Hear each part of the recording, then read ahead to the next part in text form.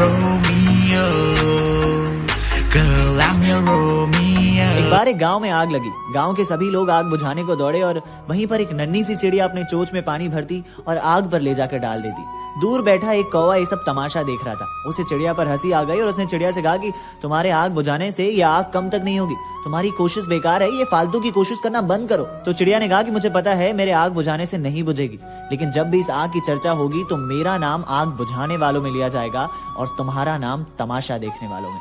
अर्थात आज हमारे समाज में भी इसी कौवे की प्रवृत्ति के लोग ज्यादा हैं, जो सिर्फ दूर से तमाशा देखते हैं या किसी चिड़िया की कोशिश को व्यर्थ साबित करने में लग जाते हैं। जिंदगी में कभी भी कौवा मत बनना, इस चिड़िया की तरह बनना। वो कहते हैं ना कि तमाशा देखने वाला खुद तमाशा बन जाता है, लेकिन मदद करने वाला फरिश्ता। ये है आरजे कार्तिक की 1 मिनट स्टोरी। एक बार एक बंदा अपने 3 साल के बेटे को लेकर के मंदिर पहुंचा। शाम का वक्त था, आरती होने वाली थी। आरती शुरू हुई, सारे भक्तों ने मिलकर के आरती गाना शुरू किया। इस बंदे ने देखा कि इसका 3 साल का बेटा भी इसके साथ साथ आरती गा रहा था, सुर में सुर मिला रहा था। आरती खत्म हुई, इसने प्रसाद ली, प्रसाद लेकर के बाहर गया और अपने बेटे से पूछा कि बेटा एक बात बताओ, आपको हमने घर में कभी आरती नहीं सिखाई, आप आज मेरे साथ में कौन सी आरती गा रहे थे? तो उसके 3 साल के बेटे ने कहा कि पापा आपने मुझे आरती नहीं सिखाई, आज मेरी टीचर ने मुझे क ख ग घ सिखाया था, वही आपके सुर में सुर मिला करके गा रहा था, मैं तो बस क ख ग घ गा रहा था। छोटे से बच्चे के जवाब ने इस आदमी को बहुत बड़ी बात सिखा दी कि ऊपर वाले के सामने अगर आप खड़े होते हैं और मन से विश्वास के साथ में प्रार्थना करते हैं तो जरूर कबूल होती है। ये दुनिया जो है दिखावा देखती है, नियत नहीं, और ऊपर वाला नियत देखता है, दिखावा नहीं। कर दिखाओ कुछ ऐसा कि दुनिया करना चाहे आपके जैसा। एक बार एक राजा अपनी प्रजा की परीक्षा लेने के लिए सड़क के बीचों बीच एक पत्थर रख के किनारे पर छिप जाते हैं। वो ये देखना चाहते थे कि उनकी प्रजा में ऐसा कौन है जो इस पत्थर को हटाकर आगे जाएगा। थोड़ी देर बाद जनता आने जाने लगी। कुछ लोग आए और इस पत्थर को अनदेखा करके चले गए। कुछ लोग आए और राजा को ही दोषी देने लगे कि कैसा राजा है, अपनी प्रजा की चिंता ही नहीं करता। थोड़ी देर बाद एक किसान अपने सर पर टोकरी ले आया। जब उसने उस पत्थर को देखा तो उसने अपने टोकरी को नीचे रखा और जैसे तैसे करके उस पत्थर को एक किनारे पर कर दिया। और जब अपनी टोकरी लेने गया तो देखा कि उस पत्थर की जगह पर सोने के सिक्कों से भरा एक थैला था और वहां पर एक पत्र था। और उस पत्र में ये लिखा था कि मैं ये देखना चाहता था कि हमारे प्रजा में ऐसा कौन है जो इस मुसीबत के पत्थर को हटाकर आगे जाएगा। अर्थात हर शख्स के जिंदगी के रास्ते में कोई न कोई मुसीबत जरूर आती है और हम उन मुसीबतों को देखकर घबरा जाते हैं, लेकिन याद रखना यही वो मुसीबत के पत्थर हैं जिन्हें हम हटाने से अपने मंजिल तक पहुंच पाएंगे। वो कहते हैं ना कि मान लिया तो हार है और ठान लिया तो जीत है। मुसीबतों से घबराओ मत, उसका सामना करना सीखो, मंजिल आपका इंतजार कर रही है। ये है आरजे कार्तिक की 1 मिनट स्टोरी। एक बार अकबर ने बीरबल से कहा कि अविद्या क्या है। बीरबल ने कहा महाराज 4 दिन की छुट्टी दीजिए, वापस आकर के बताऊंगा। बीरबल गया मोची के पास, जूतियां मनवाई, हीरे जवाहरात जड़ी हुई, सोने चांदी की तार से सिलाई की हुई। एक जूती अपने पास रखी, दूसरी ले जाकर के मस्जिद में फेंक दी। सुबह सुबह मौलवी साहब नमाज पढ़ने के लिए गए, उन्हें जूती दिखाई दी तो उन्हें लगा कि ये तो हीरे जवाहरात वाली जूती है, जरूर ऊपर वाले की होगी। वो नीचे आए होंगे नमाज पढ़ने के लिए, जूती छूट गई होगी। बात जंगल में आग की तरह फैल गई कि ऊपर वाले की जूती नीचे आ गई है। अकबर तक वो जूती पहुंची। अकबर ने कहा कि बिल्कुल ऊपर वाले की लग रही है, हीरे जवाहरात वाली, इसको ले जाकर के अच्छी जगह रख दो, सैनिक रक्षा के लिए लगा दो, पूजा करो। तभी बीरबल वापस आया। बीरबल का चेहरा लटका हुआ था। अकबर ने पूछा कि क्या हुआ, तो बीरबल ने कहा कि महाराज हमारे परदादा की जूतियां चोरी हो गई है, एक जूती मेरे पास है, दूसरी जूती चोर ले गया, समझ नहीं आ रहा कि कहां से मिलेगी। तो अकबर ने कहा वो दिखाओ जूती। जैसे अकबर ने बीरबल की जूती देखी, अकबर का माथा ठनका, उसे सारी बात समझ में आ गई। बीरबल ने कहा महाराज यही अविद्या है, मालूम किसी को कुछ भी नहीं है, सब भेड़ चाल में लगे हुए हैं। भेड़ मत बनिए, सिंह बनिए। सिंह जिस चट्टान पर बैठता है वही सिंहासन बन जाती है। एक बार एक कुम्हार चिलम बना रहा होता है। इतने में उसकी पत्नी आती है और कहती है ये क्या कर रहे हो? तो कुम्हार कहता है चिलम बना रहा हूँ। उसकी पत्नी कहती है तुम्हें दिखाई नहीं देता, इतनी चिलचिलाती गर्मी पड़ रही है, मटकी बनाओ बहुत बिकेंगे। कुम्हार कहता है बात तो ठीक है। वो उस चिलम की मिट्टी को तोड़कर उससे मटकी बनाना शुरू कर देता है। इतने में मिट्टी से आवाज आती है कि ये क्या कर रहे हो? तो कुम्हार कहता है कि अब मैं चिलम नहीं मटकी बना रहा हूँ। तो मिट्टी कहती है वो किस लिए? तो कुम्हार कहता है कि मेरा विचार बदल गया। तो मिट्टी मुस्कुराते हुए कहती है तुम्हारा सिर्फ विचार बदला है, लेकिन मेरी पूरी जिंदगी बदल गई। कुछ समझे? अगर वो चिलम बनती तो खुद भी जलती और लोगों को भी जलाती, लेकिन अब वो मटकी बनेगी, खुद भी शीतल रहेगी और लोगों को भी शीतल करेगी। तो बॉस इसी तरह आपकी एक सही सोच आपकी भी जिंदगी बदल सकती है। इसलिए कुछ भी करने से पहले एक बार सोचना जरूर। और याद रखना विवेक आपसे हमेशा ये कहता है कि जिंदगी में कुछ ऐसा कर जाओ कि जमीन पर बैठने पर लोग उसे बड़प्पन कहें, औकात नहीं।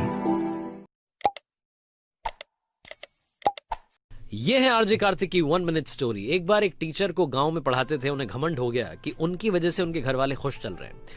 एक बार उनके गांव में महात्मा आए। महात्मा को जाकर के उन्होंने बताया कि महाराज मुझे लगता है घमंड हो गया है। तो बाबा जी ने कहा कि काम करो, आप गांव छोड़ के शहर चले जाओ, 2 साल बाद वापस आना और देखना कि आपकी फैमिली में सब कुछ वैसा ही चल रहा है। बिना बताए चुपचाप चले जाओ। बाबा जी की बात मान करके बंदा यहाँ से चला गया। बाबा जी ने गांव में बात फैला दी कि हमारे आश्रम में जो एक भक्त आए थे टीचर, उनको शेर पकड़ के ले गया, उनकी मौत हो गई। टीचर की फैमिली पर दुख का पहाड़ टूट पड़ा। उन्हें लगा कि सब कुछ खत्म हो गया है। उनका एक बेटा था, बेटी थी, वाइफ थी। गांव वाले जो थे उन्होंने फिर सोचा कि क्यों ना इनकी मदद की जाए। गांव वालों ने पैसा इकट्ठा किया, बेटी की शादी करवा दी, बेटे को सेठ ने अपने यहाँ नौकरी पर रख लिया। 2 साल बाद ये टीचर वापस आया अपने घर में, आकर के देखते हैं कि सब कुछ वैसा ही चल रहा है, वापस सब नॉर्मल हो गया है। तब इन्हें समझ में आया कि मेरी वजह से नहीं, ऊपर वाले के आशीर्वाद की वजह से ये लोग खुश थे, खुश हैं और खुश रहेंगे। छोटी सी कहानी लाइफ में बहुत बड़ी बात सिखाती है। घमंड राजा रावण का नहीं चला, हम इंसानों। एक व्यक्ति को सिगरेट पीने की बहुत बुरी आदत थी। इस वजह से उसकी पत्नी काफी परेशान रहती। जब भी उसकी पत्नी उसे मना करती तो वो सीधा यही कहता कि मैंने इस बुरी आदत को नहीं पकड़ रखा, बल्कि इस बुरी आदत ने मुझे पकड़ लिया है। जब उसकी पत्नी बहुत परेशान हो गई तो उसे एक डॉक्टर के पास ले गई। डॉक्टर ने भी बहुत इलाज किया, दवाएं दी, लेकिन कोई फर्क नहीं दिखा। तो डॉक्टर ने कहा कि अच्छा तुम लोग एक काम करो, कल आना। जब अगले दिन वो दोनों पति पत्नी डॉक्टर के पास गए तो डॉक्टर एक पेड़ को पकड़ के चिपके हुए थे और डॉक्टर ने कहा कि देखो इस पेड़ ने मुझे पकड़ रखा है, तुम लोग कल आना। अगले दिन वो लोग फिर गए, डॉक्टर ने आज भी यही कहा और ऐसे करते करते 4-5 दिन तक वो डॉक्टर उन्हें कल कल करके बुलाते गए। एक दिन जब वो दोनों फिर से डॉक्टर के पास गए तो डॉक्टर ने कहा कि देखो तुम लोग कल आना। उसका पति काफी झल्ला गया और कहा कि क्या कल आना कल आना, ये साफ दिख रहा है कि आपने इस पेड़ को पकड़ रखा है और आप बड़ी आसानी से छोड़ सकते हैं। तो इस बार डॉक्टर बड़ी सीरियस टोन में कहते हैं कि यही तो मैं तुम्हें समझाने की कोशिश कर रहा हूँ कि इस बुरी आदत ने तुम्हें नहीं पकड़ा, बल्कि तुमने इस बुरी आदत को पकड़ रखा है। अर्थात हर शख्स अपनी अपनी जिंदगी में किसी न किसी बुरी आदत से जूझ रहा होता है और ये कहता है कि मैं इसे छोड़ने की कोशिश कर रहा हूँ लेकिन छोड़ नहीं पा रहा हूँ। लेकिन वो कहता है ना कि वो कोशिश ही क्या जिसमें आप कामयाबी ना हासिल कर पाओ।